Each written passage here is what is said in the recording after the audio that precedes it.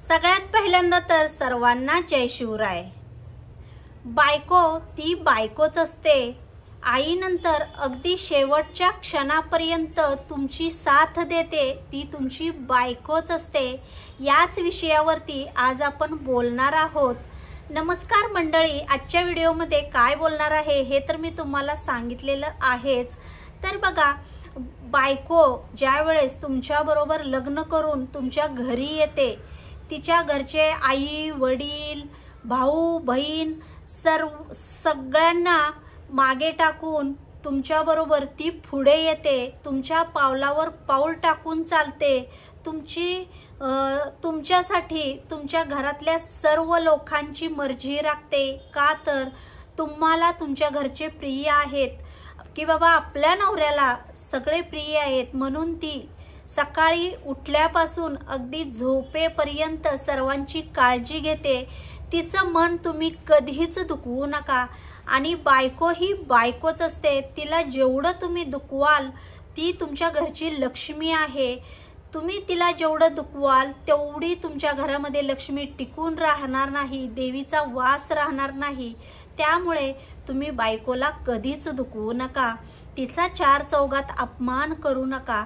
समजा आता तुमच्या घरामध्ये तुमची फॅमिली मोठी आहे आणि तुमच्या बायकोच्या हातून एखाद्या वेळेस भाजीत किंवा चपातीत किंवा अजून स्वयंपाकातली कोणती गोष्ट असू दे, जर कमी जास्त कोणती गोष्ट झाली तर तिला त्या चार लोकांपुढे टाकून बोलू नका, तिचा अपमान करू नका। तिला म्हणू नका तुम्ही की तुझं लक्ष कुठं होतं, तू दिवसभर काय करतेस, तुझं कामात लक्ष नाहीये, मीठ एवढं घालतात का, चटणी एवढी घालतात का। त्यामुळे काय होईल, तिला मान शर्मेने खाली घालावी लागेल। तिला तुम्ही एकांतात समजावूनही सांगू शकता की आज ही गोष्ट या गोष्टीमध्ये कमी होती किंवा जास्त होती। चार चौघामध्ये तिचा अपमान करू नका, कारण तिने सगळं घरदार सोडून ती तुमच्या पावलावर पाऊल टाकून तुमच्यासाठी ती तुमच्या घरामध्ये आलेली असते। आणि तुमच्या घरामध्ये जेवढे लोक आहेत, सकाळी लवकर उठते। सकाळी उठल्यानंतर सासरेबुवा तिला म्हणतात की सुनबाई मला पाण्यात आंघोळ करायची आहे, गरम पाणी दे। त्यांच्यासाठी ती लगेच हजर होते, त्यांना आंघोळीसाठी गरम पाणी देते। सासूबाई म्हणतात सुनबाई माझी चहाची वेळ झाली आहे, मला लवकर चहा आणून दे। हातातलं असेल ते काम सोडून ती सासूबाईंना चहा देते।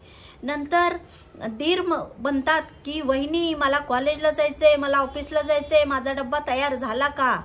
तर त्यावेळेस देखील ती जरी नाश्ता करत असेल तरी हातातलं काम तिथल्या तिथं सोडते आणि लगेच ती दिरासाठी डब्बा घेऊन जाते।